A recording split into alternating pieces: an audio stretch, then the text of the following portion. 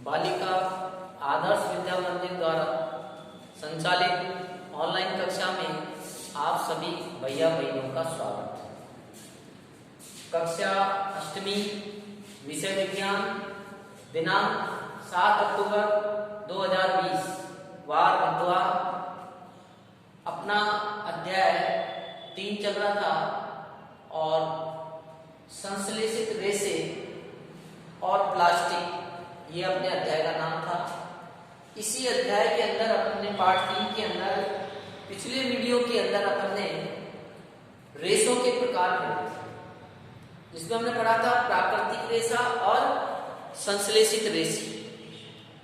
संश्लेषित रेशों के बारे में हमने पढ़ा कि इस प्रकार के जो रेशे होते हैं वो मानव द्वारा निर्मित होते हैं और जिन्हें विभिन्न प्रकार के रासायनिक पदार्थों के संश्लेषण या बहुलीकरण की क्रिया से उन्हें तैयार किया जाता है।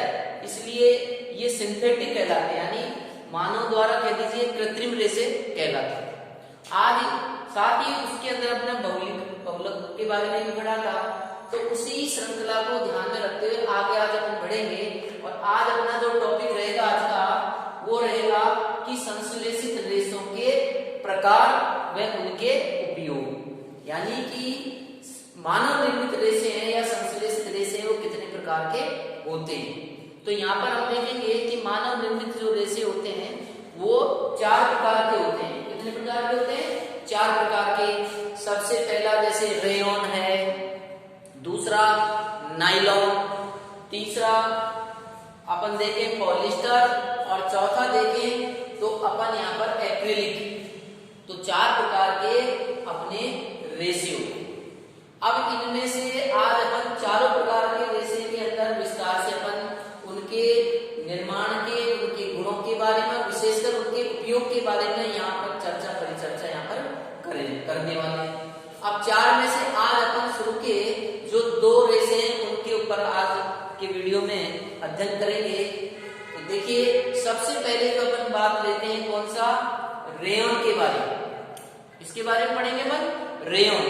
देखिए आपने उधर जब प्राकृतिक रेशा जो पढ़ा था रेशम, तो रेशा जो है वो कैसे था? प्राकृतिक है। क्यों? क्योंकि आपने देखा होगा कि एक कीट होता है रेशम कीट, और ये रेशम कीट है जो शहतूत की पेड़ पर रहता है, पत्तियों खाता है, तो उससे रेशम तैयार किया जाता है।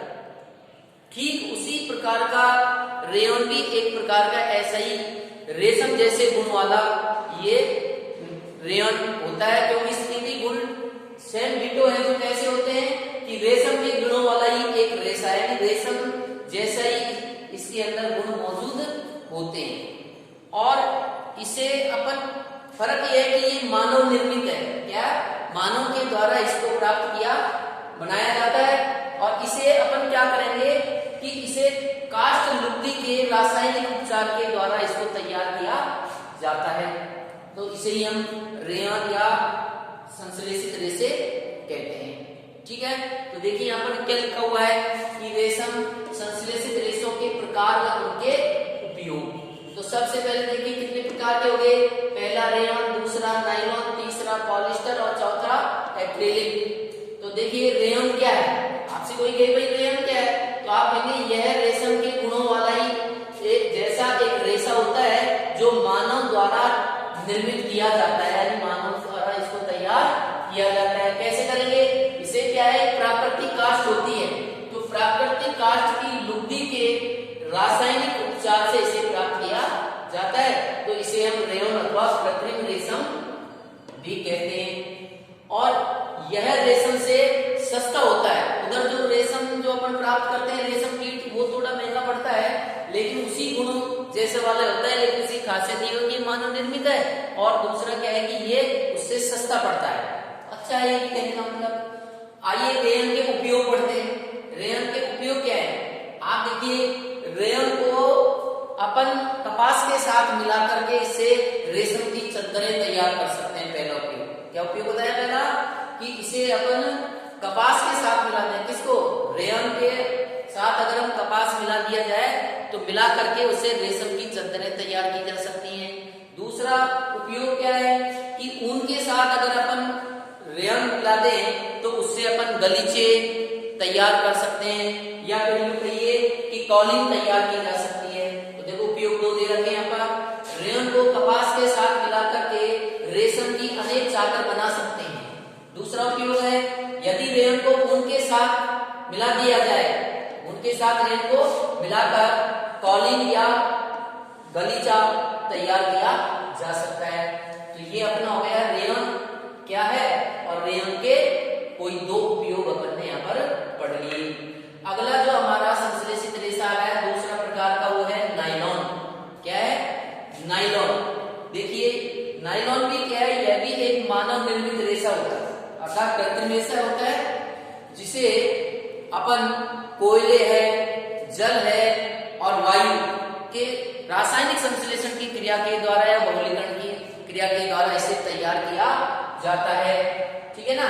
तो देखिए क्या है, यह भी एक मानव निर्मित रेशा है जिसका निर्माण यानी कि इसका निर्माण जब करेंगे तो क्या क्या चीज चाहिए? कोयला, जल और वायु के संश्लेषण या बहुलीकरण की क्रिया के द्वारा इसको तैयार किया जाता है। यह आप जो देख रहे हैं नायलॉन, आगे ध्यानपूर्वक सुनेंगे। नायलॉन जो है अंग्रेजी में आप स्पेलिंग देखिए लिखी हुई यहाँ पर NYLON नायलॉन। अगर इस नायलॉन की अपन इसको दो टुकड़ों में तोड़ दें, आप देखिए NY प्लस LON, तो प्रथम अक्षर तो NY होगा, दूसरा अपन क्या होगा? LON। तो उसके दो टुकड़ों में तोड़ दिया किसको? नायलॉन को। तो नायलॉन को दो शब्द कौन सा? NY प्लस LON, दो शब्दों में अपन तोड़ दिया। तो NY का अर्थ होता है न्यूयॉर्क, NY का अर्थ क्या होता है?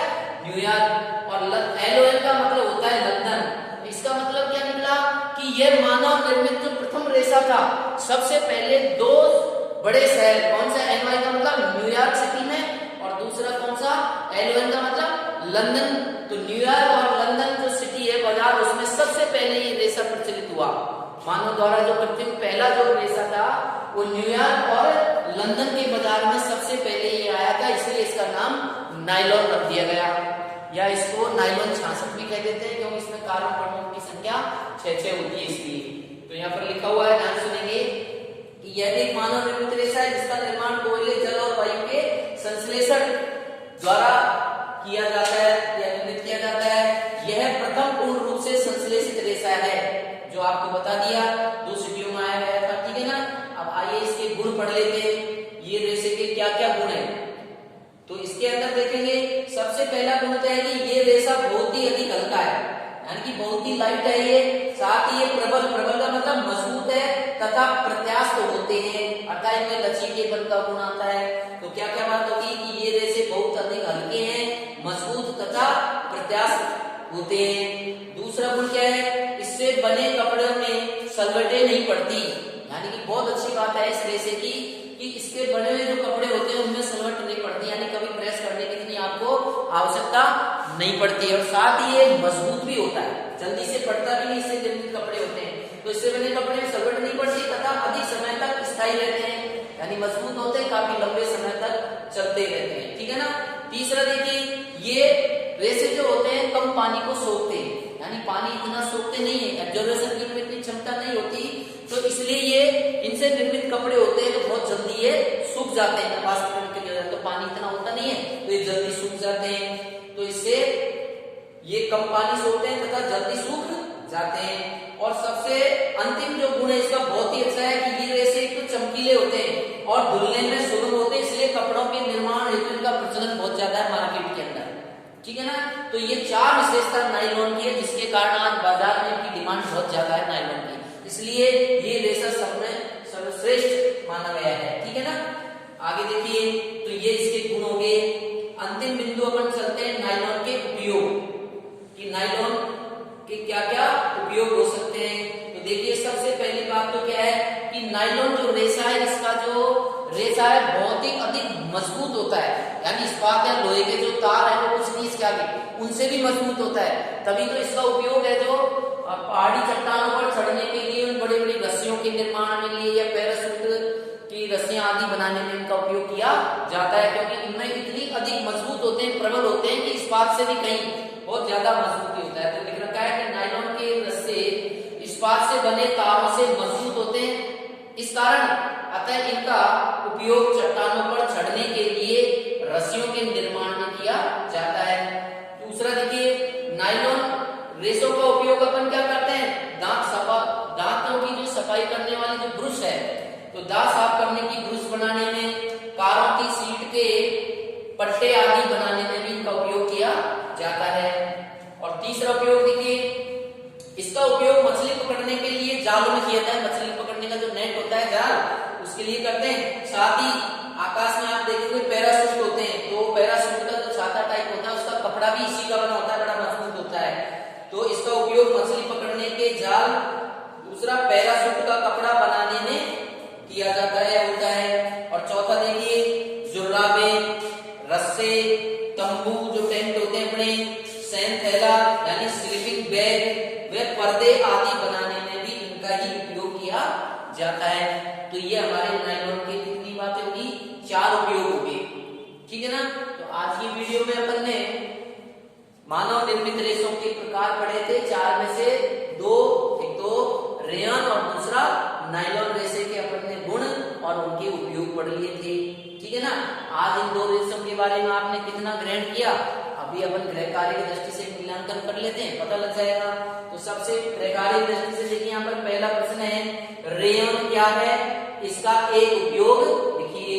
तो देखो साफ लिखा हुआ है रेयन कि यह रेशम के गुणों वाला ही एक रेशा है जो मानव द्वारा निर्मित किया जाता है, मानव द्वारा तैयार किया गया है। ऐसे इसे काष्ठ लुगदी के रासायनिक उपचार से प्राप्त किया जाता है, इसे हम रेयन अथवा कृत्रिम रेशम भी कहते हैं, ठीक है। तो यहाँ इसका आपको आंसर मिल जाएगा इसका। साथ ही आगे कह रहा है कि रेयन का एक उपयोग भी लिखना है।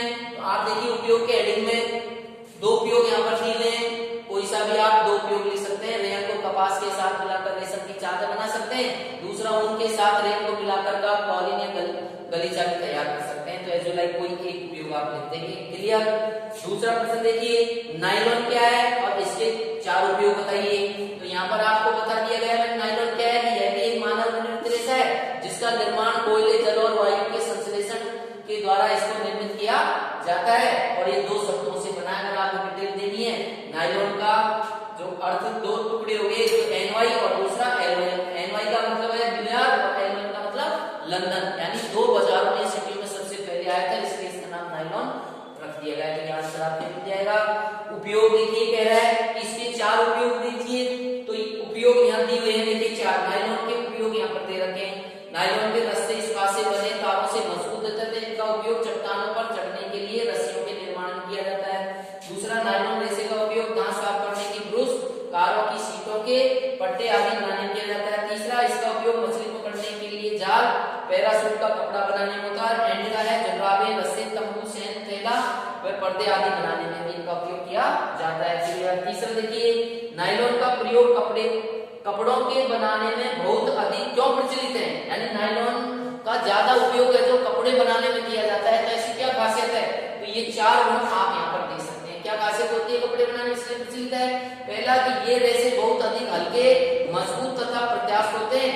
दूसरा, इससे बने कपड़ों में सरवटें नहीं पड़ती हैं, प्रेस नहीं करनी पड़ती तथा अधिक समय तक स्थायी रहते हैं, नहीं फटते नहीं है। तीसरा, ये कम पानी सोखते हैं तथा जल्दी ये सूख जाते हैं। और अंतिम, यह चमकीला और धुलने में बड़ा ही सुगम होता है, इसलिए कपड़ों के निर्माण ये तो बहुत अधिक ही प्रचलित होते हैं, ठीक है। तो तीसरे का आंसर हो गया। चौथा देखिए, कौन सा मानव निर्मित रेशा है, यानी वह कौन सा मानव निर्मित रेशा है जिसका उपयोग हम उसे पैराशूट और चट्टानों पर चढ़ने की रस्सियां का निर्माण करने में किया जाता है। तो आपका जवाब होना चाहिए कौन सा, नायलॉन, क्योंकि आपने उपयोग में पढ़ लिए चट्टानों में बनाने करते हैं, तो 1 वर्ड आंसर हो गया नायलॉन, ठीक है। आज की वीडियो में इतना ही, धन्यवाद, नमस्कार।